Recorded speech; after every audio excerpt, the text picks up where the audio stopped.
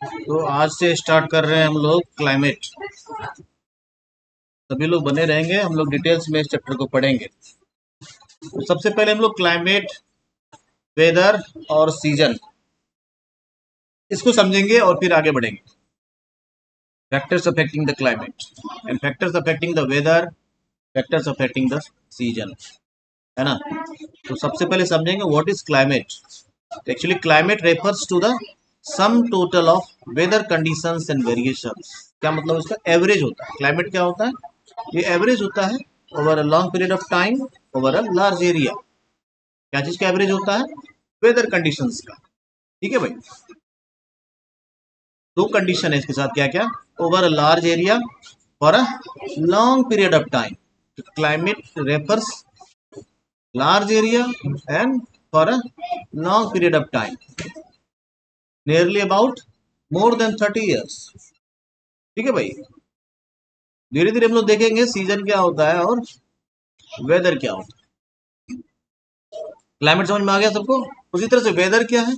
Weather is the day to day conditions for a particular place. अभी बारिश होने वाली है, अभी धूप खिल गया, ये क्या है? वेदर। समझ रहे बात को?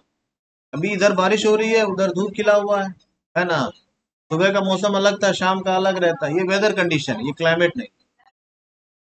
ठीक है। वेन आई से it is very cold today, इसका मतलब क्या? हम लोग किसके बारे में बात कर रहे हैं? क्लाइमेट के बारे में। No, we are discussing about weather. ठीक है। It has been very hot since yesterday.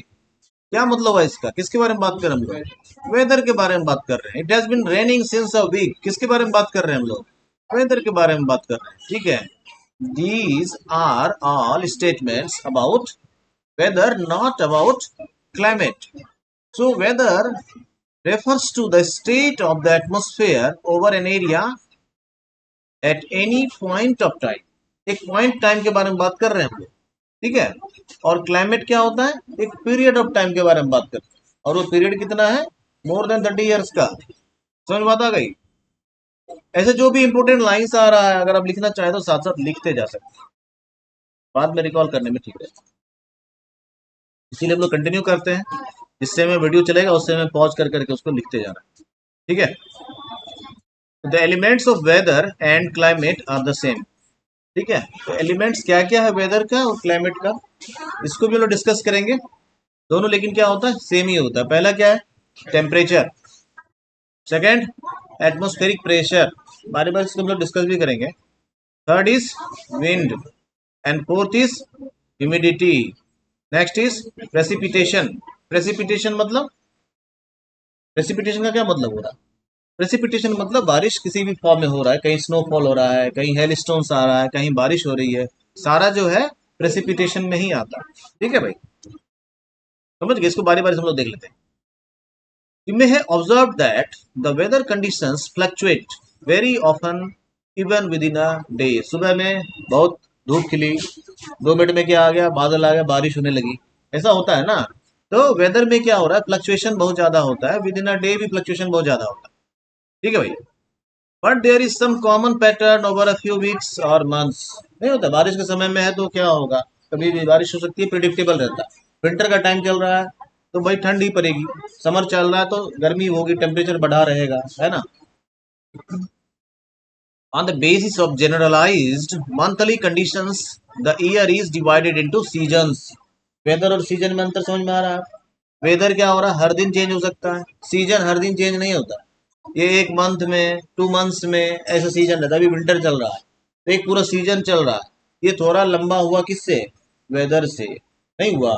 Weather क्या एक पॉइंट टाइम में बात कर रहे हैं हम लोग। सीजन क्या हो रहा है? उससे थोड़ा लंबा टाइम में बात कर रहे हैं। क्लाइमेट जो है वो और लंबा टाइम के बारे में बात हो रहा है। ठीक है। जैसे हमारे यहाँ कुछ एक सीजन्स है। प्राइमरी सीजन कौन कौन है? विंटर है, रेनी सीजन है और समर सीजन होता है। नहीं, ऐसा बेसिक सीजन होता है। अबे विंटर चल रहा है तो भाई सबको पता है कि विंटर में क्या होगा, है ना। टेम्परेचर डाउन होगा। समर आ रहा है तो टेम्परेचर अप हो जाएगा। रेनी सीजन है तो इसमें प्रेसिपिटेशन होगा, बारिश होगी, किसी भी फॉर्म में हो सकता है। ठीक है। तो हम लोग देखते हैं थोड़ा वर्ल्ड को। The world is divided into a number of climatic regions. पूरी दुनिया जो है इसको अगर हम लोग कुछ एक क्लाइमेटिक रीजन्स में डिस्ट्रीब्यूट करने की कोशिश करें तो कुछ एक क्लाइमेटिक रीजन से बीच में एक लाइन दिख रहा है सब लोगों को, डॉटेड लाइंस, ये क्या है? इक्वेटर है। इसके आसपास का जो क्लाइमेट होगा कैसा होगा? इक्वेटोरियल क्लाइमेट होगा। ठीक है भाई, इसको हम लोग क्या बोलते हैं? इक्वेटोरियल क्लाइमेट बोलते हैं। Second one is monsoon climate. इसी मॉनसून क्लाइमेट में हमारा प्यारा भारत आता है ना।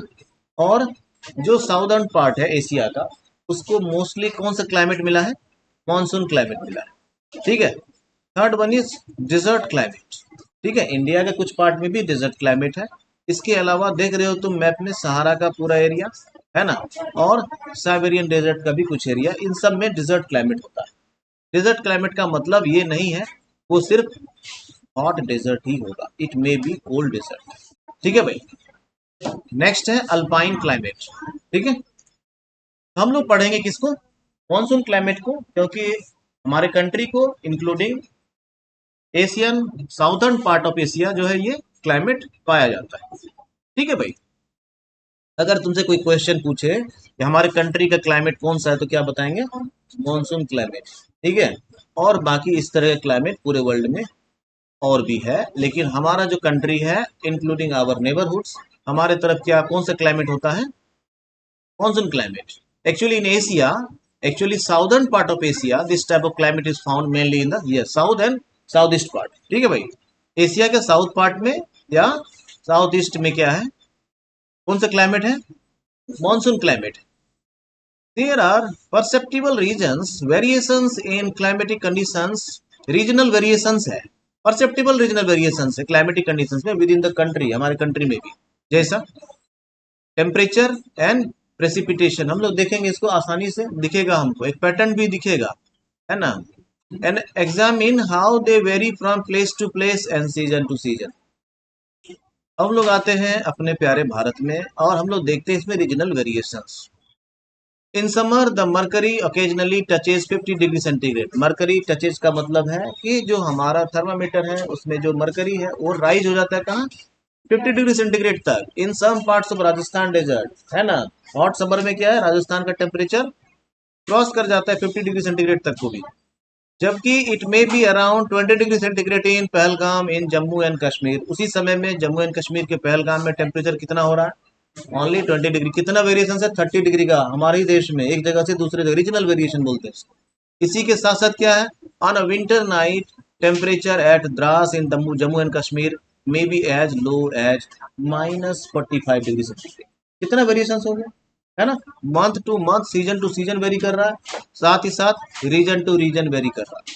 ठीक है। Thiruvananthapuram on the other hand may have a temperature of 22 degree centigrade, है ना। अब हम लोग देखिए कोस्टल एरिया में टेम्परेचर वेरिएशन ना के बराबर है ना। इन सारी चीजों को हम लोग बारी बारी से देखेंगे। Let us now look at precipitation. बारिश का क्या हिसाब किताब है? तो it may be in the form of rain, it may be in the form of snow and it may be in the form of hail stones, है ना। ठीक है भाई, बड़ा बड़ा पत्थर जो गिरता है जब हमारी तरफ आइस के फॉर्म में, तो उसको हम लोग हेल स्टोन्स बोलते हैं। ठीक है। There are variations not only in the form of types of precipitation but also in its amount and the seasonal distribution. इसको समझना है अच्छे से। ऐसा नहीं कि बारिश में डिस्ट्रीब्यूशन है टाइप में, मतलब कहीं स्नोफॉल होगा तो कहीं बारिश होगी तो कहीं हेल स्टोन्स गिरेगा, सिर्फ यही नहीं है। कहीं बारिश कम होगी, कहीं अधिक होगी, है ना। कहीं स्नोफॉल ज्यादा होगा, कहीं स्नोफॉल कम होगा। कहीं कहीं जो है आपका जुलाई अगस्त में बारिश हो रही है, कहीं अक्टूबर नवंबर में ही बारिश हो रही है। ये इतना तरह का वेरिएशन है, इसीलिए क्या क्या लिखा कि अमाउंट में वेरिएशन हो सकता है और सीजनल डिस्ट्रीब्यूशन भी हो सकता है, कहीं विंटर में भी बारिश हो सकती है ना। तो हम लोग इसको देखते हैं। तो precipitation is mostly in the form of snowfall in the upper parts of Himalaya. Snowfall कहाँ हो रहा है? अपर पार्ट ऑफ हिमालय में हो रहा है। ठीक है। बाकी पूरे कंट्री में क्या हो रहा है? रेनफॉल हो रहा है।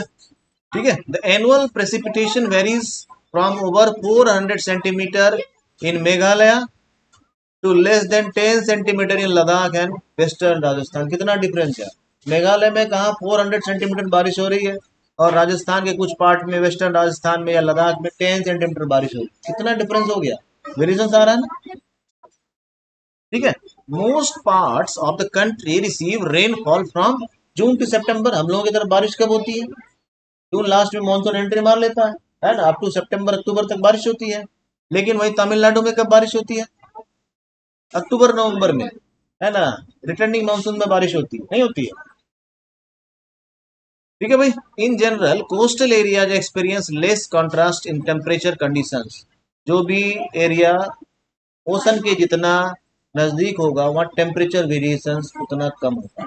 ठीक है, जैसा जैसा समंदर से दूर जाएंगे टेम्परेचर वेरिएशंस बढ़ता जाता है। ठीक है भाई। सीजनल कॉन्ट्रास्ट इसको बोलते हैं। Seasonal contrast are more in the interior of the country. ठीक है, समंदर किनारे सीजनल कॉन्ट्रास्ट कम होता है। उसी तरह से रेनफॉल का हम लोग एक पैटर्न ऑब्जर्व कर रहे हैं। क्या पैटर्न ऑब्जर्व कर रहे हैं? जैसे हम लोग ईस्ट टू वेस्ट जा रहे हैं रेनफॉल डिक्रीज करता है, नहीं? देखो इधर रेनफॉल जैसे जैसे हम लोग ईस्ट टू वेस्ट जा रहे हैं रेनफॉल क्या हो रहा है? Decrease as we move from east to west along the northern plain. पूरे नॉर्दर्न प्लेन में जैसे हम लोग ईस्ट टू वेस्ट जाएंगे बारिश क्या होगा? कम होता जाएगा। राजस्थान में आते थे पूरी तरह से कम होगा, है ना। एक पैटर्न है, इस पैटर्न को दिमाग में रखें। These variations have given rise to variety in the lives of people। अब ये सीजनल वेरिएशंस जो है, ये प्रेसिपिटेशन जो है, इन सब के कारण क्या है ना, लोगों का लाइफ स्टाइल भी अलग अलग है, लोगों का ड्रेसिंग सेंस अलग अलग है, लोगों का घर का बनावट अलग अलग है, लोगों का खान पान अलग अलग। एक्चुअली इन सारी चीजों को कौन अफेक्ट कर रहा है? ज्योग्राफी। हम लोगों को लगता है कि इन सब चीजों को कौन अफेक्ट कर रहा है? रिलीजन। नहीं, रिलीजन नहीं कर रहा। लोगों का ड्रेसिंग सेंस, लोगों का घरों का डिजाइन, लोगों का खान पान, इनको कौन एक्चुअली प्रभावित कर रहा है? क्लाइमेटिक कंडीशंस, सीजनल वेरिएशंस, ये प्रभावित कर रहा है। हम लोग लगता है रीजनल सॉरी रिलीजन कर रहा है ना। It is in terms of the food they eat, है ना। नॉर्थ इंडिया का खान पान, साउथ इंडिया का खान पान तुम देखोगे डिफरेंट है, नहीं? कश्मीर साइड जाओगे लोगों का खान पान डिफरेंट है। ये क्यों डिफरेंट है? रिलीजन की वजह से? नहीं। रीजन की वजह से नहीं, सीजनल और क्लाइमेटिक वेरिएशंस की वजह से, है ना। देखोगे क्लॉथ जो है इसका भी सेंस अलग अलग है, अलग अलग जगहों पर, है ना। घरों का डिजाइन अलग अलग है ना। अब हम लोग की तरफ लोग प्लेन रूफ बनाते हैं, लेकिन हिमालय के तुम टॉप पे जाओ तो लोग कैसा करते हैं? कोनिकल रूफ बनाते हैं। घर कितना ही बड़ा हो ऊपर में उसको कोनिकल बनाना है, क्यों? हेवी स्नोफॉल होगा, अगर प्लेन रूफ रहेगा तो घर ही खत्म हो जाएगा। इतना मोटा परत आएगा स्नो का, उसी से दब के घर टूट जाए, नहीं? ऐसा बनाने से, स्लोप बनाने से क्या होता है? स्नोफॉल हुआ, नीचे आ गया, है ना। या उसको साफ करना आसान है। समझ गए भाई? There are 6 major controls of the climate of any place. अब हम लोग कुछ देखेंगे जो क्लाइमेट को कंट्रोल कर रहा है। What are the factors that actually controls the climate of any place? पहला क्या? It is latitude. Second is altitude. Latitude समझ में आ रहा है? जैसे जैसे हम लोग हायर लैटिट्यूड पे जाएंगे, मतलब इक्वेटर पे हैं, कैंसर पे गए, फिर आर्कटिक पे गए, फिर पोलर रीजन में गए, तो इसको हम लोग हायर लैटिट्यूड बोलते हैं। नीचे भी जैसे जाएंगे उसको हायर लैटिट्यूड ही बोलते हैं। ऐसा नहीं कि साउदर्न हेमिस्फीयर में जा रहे हैं तो लोअर लैटिट्यूड हो गया, है ना। लोवेस्ट लैटिट्यूड किसको बोलते हैं हम लोग? 0 डिग्री इक्वेटर पे। 0 डिग्री से ऊपर जाओ चाहे 0 डिग्री से नीचे जाओ, नीचे जाओ मतलब ट्रॉपिक ऑफ कैप्रिकॉर्न की तरफ जा रहे हैं, अंटार्कटिक की तरफ जा रहे हैं, तो क्या हो गया? हायर लैटिट्यूड ही माना जाता है। ठीक है, दोनों ही साइड, नॉर्दर्न हेमिस्फीयर में भी और साउदर्न हेमिस्फीयर में। Second one is altitude. Altitude क्या हो गया? हाइट। जैसे हम लोग अभी नीचे प्लेन्स में हैं, जैसे जैसे हम लोग माउंटेन पे चढ़ेंगे, इसका मतलब we are going at the higher altitude. ठीक है, एल्टीट्यूड समझ में आ गया। Third wind pressure and wind system. Pressure बोले तो atmospheric pressure, and wind system, wind system को भी हम लोग आगे समझेंगे थोड़ा। Next one is distance from the sea. अभी बताया जैसे जैसे सी से डिस्टेंस बढ़ेगा टेम्परेचर वेरिएशंस, सीजनल वेरिएशंस बढ़ता जाता है। ठीक है, जैसे जैसे हम लोग समंदर के किनारे आएंगे टेम्परेचर डिफरेंस, सीजनल वेरिएशंस कम होता जाता है ना। विंटर का टेम्परेचर और समर के टेम्परेचर में बहुत डिफरेंस नहीं होता। Next one is ocean currents. Ocean currents जो है ये भी अफेक्ट करता है। Next one is relief features. Relief features क्या हो गया? जो अप्स एंड डाउन है हमारे अर्थ में, इसको हम लोग रिलीफ फीचर्स बोलते हैं। ठीक है, these are the factors that affects the climatic conditions of a place. तो पहला है हमारा लैटिट्यूड। अब है सन का डायरेक्ट हीट किसको मिल रहा है सबसे ज्यादा? इक्वेटोरियल रीजन को, नहीं, ट्रॉपिक ऑफ कैंसर और कैप्रिकॉर्न के बीच का जो एरिया है, it receives the maximum heat from the sun, क्योंकि डायरेक्ट सनलाइट मिलता है इसको नहीं। इसके अलावा जैसे जैसे ऊपर जाते हैं उसको इंक्लाइंड सनलाइट मिलता है जो हमेशा लो इंटेंसिटी का होता है। ठीक है भाई, बिल्कुल सन के फ्रंट में जो है उसको ज्यादा मिलेगा।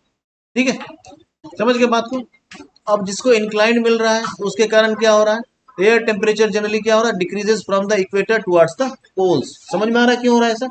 जैसे जैसे इक्वेटर से पोल की तरफ जा रहे हैं, नॉर्दर्न हेमिस्फीयर में भी और साउदर्न हेमिस्फीयर में भी क्या होगा, टेम्परेचर डिक्रीज करेगा। टेम्परेचर डिक्रीज करने की वजह से क्या होगा, एयर प्रेशर इंक्रीज करता है। हमेशा याद रखना कि टेम्परेचर और एटमॉस्फेरिक प्रेशर, सॉरी एयर का प्रेशर इनवर्सली प्रोपोर्शनल होता है। जैसे जैसे टेम्परेचर घटेगा एयर का प्रेशर बढ़ता है, जैसे जैसे टेम्परेचर बढ़ेगा एयर का प्रेशर घटता है। समझ गए बात को? एल्टीट्यूड के केस में अलग होता है। अभी हम लोग टेम्परेचर के बारे में बात कर रहे हैं। ठीक है, अभी हम लोग पहले समझेंगे जैसे जैसे इक्वेटर से हम लोग नॉर्दर्न नॉर्थ पोल की तरफ जा रहे हैं तो क्या हो रहा है, टेम्परेचर डिक्रीज कर रहा है। जैसे जैसे हम लोग फिर साउथ पोल की तरफ भी जा रहे हैं, टेम्परेचर डिक्रीज कर रहा है। क्यों कर रहा है, समझ में आया? क्योंकि इक्वेटोरियल रीजन जो है it receives the maximum heat and sunlight from the sun. क्यों हो रहा है, क्योंकि डायरेक्ट सनलाइट जाता है स्ट्रेट। ठीक है, और जो पोलर रीजन है या आर्कटिक और एंटार्क्टिक रीजन है इसमें क्या हो रहा है, इंक्लाइंड सनलाइट जा रहा है। Next one is altitude. जैसे जैसे हम लोग एल्टीट्यूड में बढ़ते हैं, हाइट की तरफ बढ़ते हैं, as we go higher in the atmosphere from sea level, air pressure and air temperature both decrease. समझ बात आ गई? जैसे जैसे हाइट बढ़ेगा टेम्परेचर घटेगा, और जैसे जैसे हाइट बढ़ेगा उस समय में एयर का प्रेशर भी घटेगा। यहाँ ध्यान रखना। समझ बात आ गई? एयर प्रेशर हमेशा टॉप पर क्या होगा, लोवेस्ट होगा, जैसे जैसे नीचे जाएंगे बढ़ता जाएगा। ठीक है, टेम्परेचर के साथ भी ऐसा ही है। टेम्परेचर भी टॉप में क्या होता है, कम होता है, जैसे नीचे आते हैं टेम्परेचर क्या होता है, बढ़ता रहता है। इसका रीजन पता है सबको? इसका रीजन क्या होता है, एटमोस्फेयर जो है ना वो डायरेक्ट सनलाइट से कभी भी गर्म नहीं होता। एटमोस्फेयर जो है डायरेक्ट सन का हीट को एब्जॉर्ब नहीं करता। वो किसको एब्जॉर्ब करता है, radiated heat from the earth. Earth receives the heat from sun. Direct direct receive कौन कर रहा है, अर्थ कर रहा है। Then earth radiates the heat. Earth जो रेडिएट करता है ना उस हीट से फिर तुम्हारा एटमोस्फेयर गर्म हो रहा है। तो किधर से गर्म होगा, नीचे से। तो एटमोस्फेयर किधर ज्यादा गर्म होगा, नीचे। धीरे धीरे ऊपर बढ़ेंगे तो ठंडा होता रहेगा।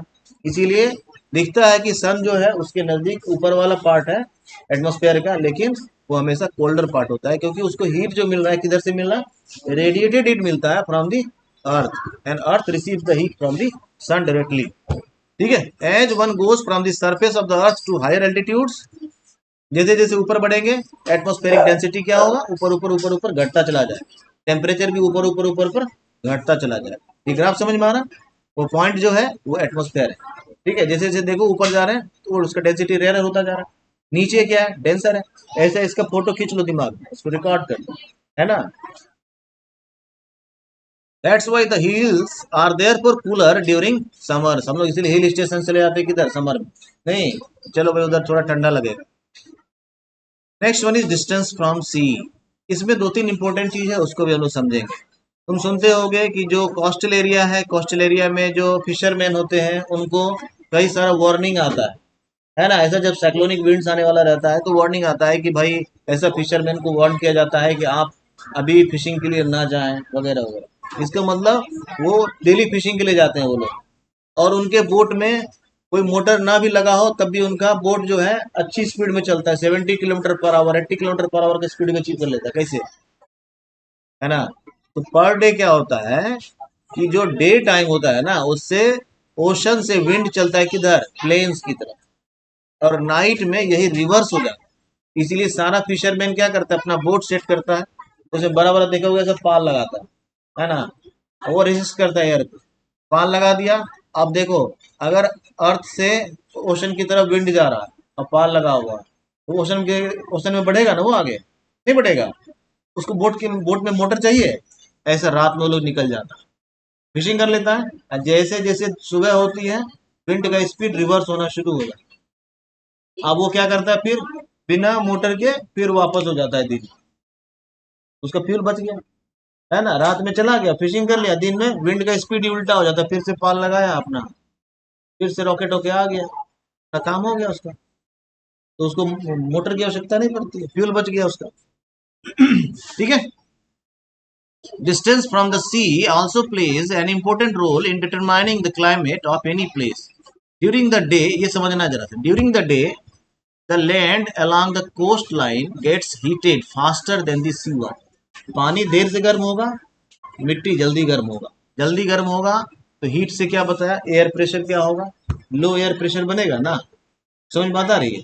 ज्यादा गर्म होगा तो अर्थ की तरफ क्या होगा, लो प्रेशर एरिया बनेगा. तो अब समंदर की तरफ हाई प्रेशर, तो समंदर से विंड किधर चलेगा, अर्थ की तरफ चलेगा ना. इसीलिए दिन में हमेशा विंड का डायरेक्शन क्या होगा, ओशन टू अर्थ. समझ में आ रहा है. अब रात में क्या हो रहा है ना, इसी का उल्टा हो जाता है. Therefore the air on the land becomes hotter and the air pressure is low. अब ये लो प्रेशर हो गया देखो दिन में, और इधर क्या हो गया, हाई प्रेशर हो गया. किधर, ओशन की तरफ. विंड का डायरेक्शन क्या होगा, high pressure to low pressure होगा. ये समझ में आ रहा है सबको. अब इधर मान लो बोट लगा के रखा है, उसमें ऐसा रेजिस्टेंस के लिए पाल लगा के रखा है, तो समंदर से बोट चलेगा ना लैंड की तरफ दिन में खुद ब खुद. ऐसे ही चलता है. अब आगे रात. At night land cools down faster than this sea. धरती जल्दी गर्म भी होती है, जल्दी ठंडी भी हो जाती है. रात में जल्दी ठंडा हो गया. ठंडा हो गया तो हाई प्रेशर किधर बनेगा, लैंड की तरफ बनेगा ना. ओशन क्या होगा अभी, ठीक है. क्योंकि ओशन का टेम्परेचर ज्यादा है तो लो प्रेशर बनेगा. अब ये लो प्रेशर है, इधर हाई प्रेशर है, विंड का डायरेक्शन किधर होगा, high pressure to low pressure. रात में विंड किधर चलेगा, लैंड से ओशन की तरफ. अब फिशरमैन लोग क्या करता है, बोट लगा लिया, अपना पाल लगा लिया, चल दिया, है ना, विंड के डायरेक्शन में जा रहा है अपना. 50-100 किलोमीटर भीतर चला जाता है समंदर में वो लोग फिशिंग के लिए पूरी रात में. सोचो जरा. That is why coastal areas have moderate climate. ठीक है भाई. At the distance from the sea increases, its moderating influences decreases, and the people experience extreme weather conditions. This condition is known as continentality. अब कॉन्टिनेंटलिटी समझ में आ गया. जैसे जैसे समंदर से दूर जाएंगे क्या होगा, very hot during summers and very cold during winters, है ना. कॉन्टिनेंटलिटी क्या होता है समझ में आ गया. समंदर से जैसे दूर जाओगे, जैसे हम लोग नॉर्थ इंडिया में रह रहे हैं, नॉर्थ इंडिया में क्या होता है, गर्मी भी भयानक, ठंडी भी भयानक, है ना. जैसे समंदर किनारे जाओगे, समर भी नॉर्मल, विंटर भी नॉर्मल, है ना. इधर के लोग ज्यादा टफ होते हैं, इसका नहीं, एक्सट्रीम वेदर कंडीशंस को झेल रहा है ना, ज्यादा टफ आ रही. Next one is relief features. It plays a major role in determining the climate of a place. High mountains act as barriers for cold और हॉट. हाई माउंटेन्स क्या करेगा, बैरियर का काम करता है. नहीं. अब इसमें हम लोग क्या देखेंगे, जैसे रेनफॉल है, रेनफॉल को भी कंट्रोल करता है कौन, रिलीफ फीचर्स. नहीं, कैसे करता है. अब हिमालय ना हो तो हमारे तरफ बारिश होगी क्या, और हिमालय ना हो तो हम लोग की तरफ क्या होगा, जो नॉर्थ का कोल्ड विंड है वो पूरा आ जाएगा, और हम लोग को भी क्या कर देगा, साइबेरियन डेजर्ट जैसा फ्रीज कर देगा, नहीं कर देगा. The relief may also cause precipitation. अब रिलीफ कैसे प्रेसिपिटेशन को कॉज करता है ये समझना. ये बैरियर है, relief feature, mountain acts as a barrier. अब ये क्लाउड आ गया. क्लाउड मतलब ऐसा एयर जो लोडेड है ना, ह्यूमिडिटी से. तो माउंटेन क्या करता है, ये बैरियर का काम करता है, और जो विंड वर्ड साइड होता है वो हैवी रेनफॉल गेन करता है. समझ रहे ना, wind ward side, leave ward side समझते हो ना. विंड वर्ड साइड बोलते हैं जो रिलीफ फीचर है, उधर जिधर से हमारा लोडेड विंड आ रहा है. लोडेड मतलब जो ह्यूमिडिटी से लोडेड विंड है, क्लाउड वाला विंड है, वो जो आया उसको विंड वर्ड साइड बोलते हैं. तो रोक लिया उसको और हेवी रेनफॉल करा दिया. और उसके उल्टा साइड नो रेनफॉल, है ना, उसको लीवर्ड साइड बोलते हैं. क्या बोलते हैं, ये जो अपोजिट साइड है ना उसको लीवर्ड साइड बोलते हैं. और ये विंडवर्ड साइड हो गया. विंडवर्ड साइड में हैवी रेनफॉल होता है, जैसे हिमालय की वजह से नॉर्दर्न प्लेन में हैवी रेनफॉल होता है, ये विंडवर्ड साइड हो गया. और उल्टा साइड में क्या हो गया, वो लीवर्ड साइड हो गया. तो ये लीवर्ड साइड विंडवर्ड साइड जो है ना, ये ईस्टर्न घाट वेस्टर्न घाट में भी देखने के लिए मिलेगा. जो ईस्टर्न घाट वेस्टर्न घाट का माउंटेन है ना, उसमें जो प्लेन्स है, ईस्टर्न और वेस्टर्न घाट का जो प्लेन है, उसमें जो विंड वार्ड साइड है उसमें बारिश हो जाती है. और फिर उधर जो यानी सेंट्रल हाईलैंड्स में जब हम लोग जाते हैं, जो उसका प्लेटियो रीजन, उधर नो रेनफॉल, है ना, क्योंकि बीच में वही माउंटेन है दोनों साइड. माउंटेन होने की वजह से क्या होता है, ऐसा एयरलिफ्ट होता है और इधर बारिश करा देता है, फिर लीवर्ड साइड में कुछ नहीं. ठीक है, मिनिमम रेनफॉल होता है उधर. ठीक है भाई. अब हम लोग थोड़ा सा ओशन करंट को देखेंगे। इक्वेटर के पास क्या होता है, इक्वेटर रिसीव्स मैक्सिमम हीट। कुछ एक ओशन करंट होता है। ओशन करंट क्या होता है, इज एनी परमानेंट और continuous directed movement of oceanic water. ऐसा ओशनिक वाटर जो ऐसा रिवर जैसा तुमको दिखेगा, इसको हम लोग ओशनिक करंट बोलते हैं। ठीक है, ये जब इक्वेटर से स्टार्ट होता है ना, ये हॉट करंट होगा। ठीक है, और जो पोलर रीजन से आएगा वो कोल्ड करंट होगा। समझ में आ रहा है क्यों होगा, क्योंकि कोल्ड रीजन से आ रहा है ना। तो ocean current that originate near the equator and flow towards the poles are called warm currents। क्यों warm currents बोलते हैं, इसको समझ में आ ही रहा है, warm water होगा, है ना। और जो पोलर रीजन से इक्वेटर की तरफ आएगा वो क्या होगा, that originates in the high altitudes and flow towards the equator are called। इसमें एक्चुअली जो है ना, वहाँ हाई एल्टीट्यूड्स नहीं होना चाहिए, हाई लेटीट्यूड्स होना चाहिए। ठीक है, तो वहाँ हाई लेटीट्यूड्स कर लेना। तो हायर लेटीट्यूड से जो इक्वेटर की तरफ आएगा वो क्या होगा, हमेशा कोल्ड करेंट्स होगा। समझ में बात आ गई, क्योंकि कोल्ड रीजन से आ रहा है। क्लियर हो गया। Ocean currents are generally named after the region along which they flow. Example के तौर पर हम लोग क्या देखते हैं, ocean currents along with onshore winds affect the climate of the coastal areas. कई जगह पे क्या होता है, वार्म ओशनिक करंट और जो कोल्ड ओशनिक करंट है वो आपस में मिल भी जाता है ना। देखते हो, ऐसा जो प्लेस होता है जहां दोनों करंट मिलता है ना, ये जो है फिश के लिए बहुत फेवरेबल कंडीशन माना जाता है, फिश की ग्रोथ के लिए। और इसको जो है फिशिंग के लिए हब माना जाता है। समंदर में सबसे ज्यादा फिश वहां होता है, लेकिन वहां पर फिशिंग मोस्ट डिफिकल्ट होता है। क्यों, क्योंकि वो एरिया जो है ना, जहाँ हॉट और कोल्ड विंड मिलता है ना, वहाँ काफी ज्यादा फॉग होता है ना। हाँ, उस कारण से विजिबिलिटी खत्म हो जाती है। इसीलिए शिप वगैरह को उस एरिया में जाने के लिए रेस्ट्रिक्ट किया जाता है कि आप उधर न जाए। लेकिन अगर तुम लालच में चले गए हो, क्योंकि वहाँ फिश बहुत ज्यादा है, रिस्क के लिए, है ना, लेकिन वहाँ फिश बहुत ज्यादा है। ठीक है, नेक्स्ट है हमारा atmospheric pressure and wind system. ठीक है, एटमॉस्फेरिक प्रेशर क्या है, atmospheric pressure and wind system of any area depends on the latitude and altitude of the place. इस पर डिपेंड करता है, लेटीट्यूड एंड एल्टीट्यूड पर, टेम्परेचर पर भी डिपेंड करता है।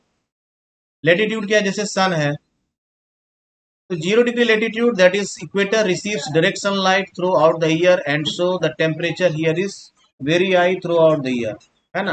पूरे अर्थ को अगर हम लोग कंपेयर करेंगे तो हाईएस्ट टेम्परेचर किधर का होगा, हाँ, कैंसर और कैप्रिकॉर्न के बीच का इक्वेटोरियल जोन जो है उसका। कोई दिक्कत है इसमें, थ्रू आउट द ईयर जो है इधर टेम्परेचर क्या होगा, ज्यादा होने की वजह से लो प्रेशर होगा ना। ये समझ में आया, ये समझने में दिक्कत है क्या। As we move from 0 degree to 23.5 degree north and south, that latitudes also receive quite vertical sun rays। यानी कैंसर से कैप्रिकॉर्न के बीच में जो होगा वो क्या होगा, ऑन एन एवरेज क्या होगा, डायरेक्ट सनलाइट रिसीव करता है ना। इसको हम लोग क्या बोलते हैं, ट्रॉपिकल जोन बोलते हैं। ठीक है भाई, the amount of solar energy receives varies according to latitude. जैसे जैसे ऊपर जाएंगे क्या होगा, घटता जाएगा, जैसे जैसे नीचे जाएंगे वैसे वैसा घटता जाएगा। जैसे जैसे नीचे से ऊपर आएंगे और ऊपर से नीचे जाएंगे इक्वेटर पे आके वो मैक्सिमम हो जाएगा, नहीं हो जाएगा। ऐसा होगा ना भाई, जैसे जैसे हम लोग देखो, इधर जैसे जैसे इधर से इधर आएंगे तो क्या होगा, या इधर से इधर जाएंगे तो क्या होगा, अर्थ जो है वो इस जगह पर आकर के मैक्सिमम टेम्परेचर रिसीव करेगा। नहीं, जैसे जैसे इधर से ऊपर बढ़ेंगे टेम्परेचर रिसीव हमारा क्या होगा, ये जो है यहाँ से जैसे जैसे ऊपर जाए, उसी तरह यहाँ से जैसे जैसे नीचे जाए, है ना, अर्थ रिसीव्स लोअर टेम्परेचर। ठीक है, जैसे जैसे ऊपर जाएंगे ज्यादा। ऐसा देखो, इस कारण से हम लोग क्या करते हैं, ऐसा कुछ एक बेल्ट बनाते हैं, इसको इक्वेटोरियल लो प्रेशर बेल्ट बोलते हैं। इक्वेटोरियल लो प्रेशर बेल्ट जो है, इसमें सब ट्रॉपिकल हाई प्रेशर बेल्ट से विंड आता है ना। समझ बात आ गई। टेम्परेचर एंड एयर प्रेशर क्या इनवर्सली रिलेटेड है, ये हम लोग पीछे भी डिस्कस किए थे कि टेम्परेचर जैसे जैसे बढ़ेगा एयर प्रेशर क्या होगा, घटेगा, और जैसे जैसे टेम्परेचर घटेगा एयर प्रेशर बढ़ेगा। ठीक है, तो इक्वेटोरियल रीजन में टेम्परेचर ज्यादा होने की वजह से एयर प्रेशर क्या हो जाता है, लो हो जाता है। ठीक है, और सब ट्रॉपिकल हाई प्रेशर से हमेशा विंड किधर आएगा, इक्वेटोरियल लो प्रेशर की तरफ आएगा। ठीक है भाई, समझ बात आई। उसी तरह से एल्टीट्यूड के केस में क्या होता है, एल्टीट्यूड में जैसे जैसे हम लोग हायर एल्टीट्यूड में जाते हैं प्रेशर लो हो जाता है ना, और टेम्परेचर भी लो हो जाता है, यार ध्यान। है ना। एयर प्रेशर ऊपर में क्या होता है, लोअर होता है। ठीक है, क्लियर हो गया ये चीज, यहां तक समझ में आया। आज के लिए इतने रहने दूं क्या? ठीक है, आज के लिए इतने रहने दूं, क्या आगे बढ़ जाओ। हाँ? आज के लिए प्यारे बच्चों इतना ही।